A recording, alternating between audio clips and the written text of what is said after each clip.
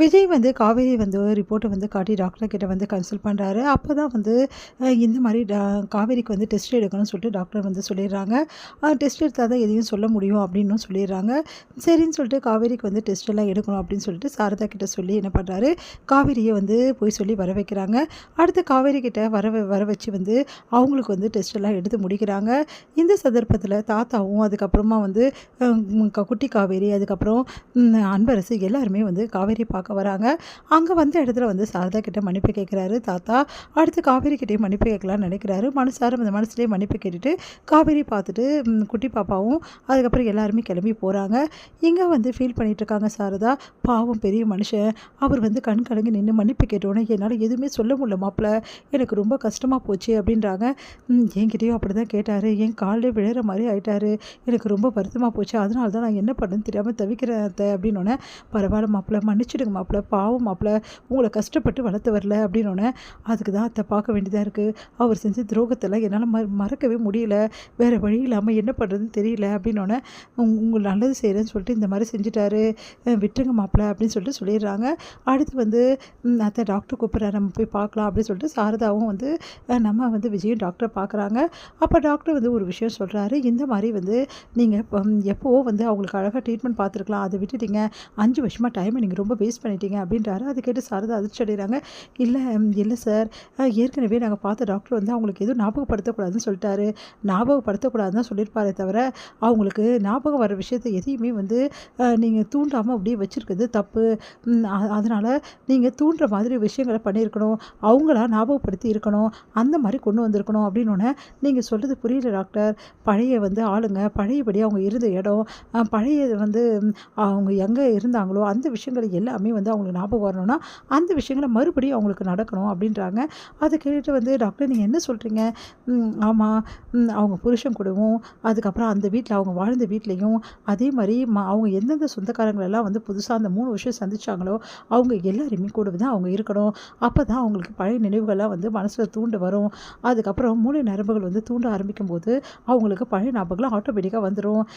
இந்த விஷயத்தை நீங்கள் யோசிக்காமல் 5 வருஷமாக இருந்துட்டீங்க அப்படின்னோடனே, சாரி டாக்டர், நாங்கள் ட்ரீட்மெண்ட் எடுக்கணும் தான் நினச்சோம், அப்படியே விட்டுட்டோம் அப்படின்னு சொல்லிட்டு சாரதா சொல்கிறாங்க. சரி, இதுக்கப்புறமா வந்து நீங்கள் பார்த்துக்கோங்க, நாங்கள் சொல்ல வேண்டியது சொல்லிட்டோம்,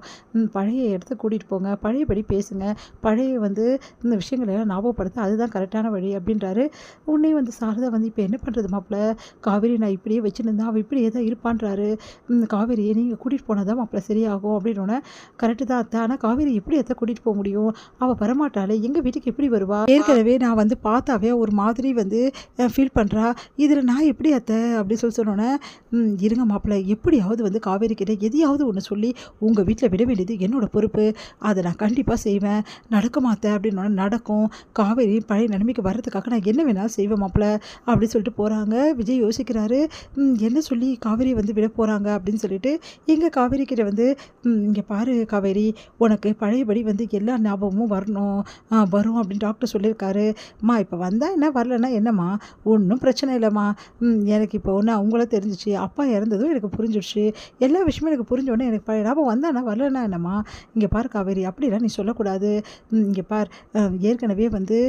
நீ வந்து இந்த மாதிரிலாம் பேசி திரியறதை விட்டுரு, நான் சொல்கிறபடி கேளு, கொஞ்ச நாள் வந்து நான் வந்து ஊருக்கு போகிறேன், ஊருக்கு போறியா, ஆமாம், நான் வந்து அக்கா கூட போகிறேன், நீ கொஞ்ச நாளைக்கு வந்து கொஞ்ச நாள் தனியாக இருக்க முடியும், நீ தனியாலாம் ஒன்றும் இருக்க வேணாம், நம்ம சொந்தக்காரங்க வீட்டில் தான் நான் உன்னை விட போகிறேன், அங்கே இரு. சொந்தக்காரங்களா, இங்கே யாருமா சொந்தக்காரங்க, எனக்கு தெரிஞ்ச சொந்தக்காரங்க இருக்காங்கடி, உனக்கு நீ மறந்துட்டியா, சென்னையில் நம்ம முதல்ல ஆப்ரேஷன் பண்ணி வந்தோன்னா சொந்தக்காரங்க இருந்தாங்கல்ல, அவங்கக்கிட்ட தான் விட போகிறேன், சென்னையில் தானே விட போகிறேன், இங்கே விட போகிறேன், அவங்க இங்கே வந்துட்டாங்களாண்டி, அதனால் அவங்க வீட்டில் நீ கொஞ்ச நாள் தங்கிக்கோ, அதுக்கப்புறம் அம்மா வந்து கூட்டிகிட்டு வரேன், ஏம்மா நம்ம ஏன் ஒன்றா இருக்கக்கூடாதுன்ற, நான் சொல்கிறது கேளுடி, அந்த டைமில் அங்கே தான் நீ இருந்த, அதனால் அங்கே தான் இருக்கணும் டாக்டர் சொல்கிறாரு, சொன்னால் புரிஞ்சுக்கோ காவேரி, சரி நீயும் வந்து அங்கே இரு, அப்போ தான் நான் இருப்பேன், நானுமா, ஆமாம் நீயும் கூட இருந்தால் தான் நான் இருப்பேன், இல்லைன்னா நான் இருக்க மாட்டேன் அப்படின்னோடனே, ஐயோ இவ வேறு இப்படி சொல்கிறாரு, இப்போ என்ன பண்ணுறது, வேறு வழியே கிடையாது, மாப்பிள்ளை கூட காவேரி இருந்து தான் ஆகணும், அதனால் கூட்டிகிட்டு போகலாம் அப்படின்னு சொல்லிட்டு, சரி நானும் இருக்கேன்னு சொல்லிட்டு கூட்டிகிட்டு போகிறாங்க. இங்கே வந்து இந்த காவேரி வந்து அவங்க வீட்டுக்கு வரதை பார்த்துட்டு சந்தோஷம் தாங்க முடியல, தாத்தாக்கு எல்லாருக்குமே, விஜய் யார் வந்திருக்கான்னு பாரு அப்படின்னோடனே, காவேரி வந்தது விஜய் பார்க்குறாரு, இவர் வீட்டுக்கு ஏமா கூட்டிகிட்டு வந்த அப்படின்னு சொல்லிட்டு ஒன்றும் புரியாமல் காவேரி முழிக்கிறாங்க.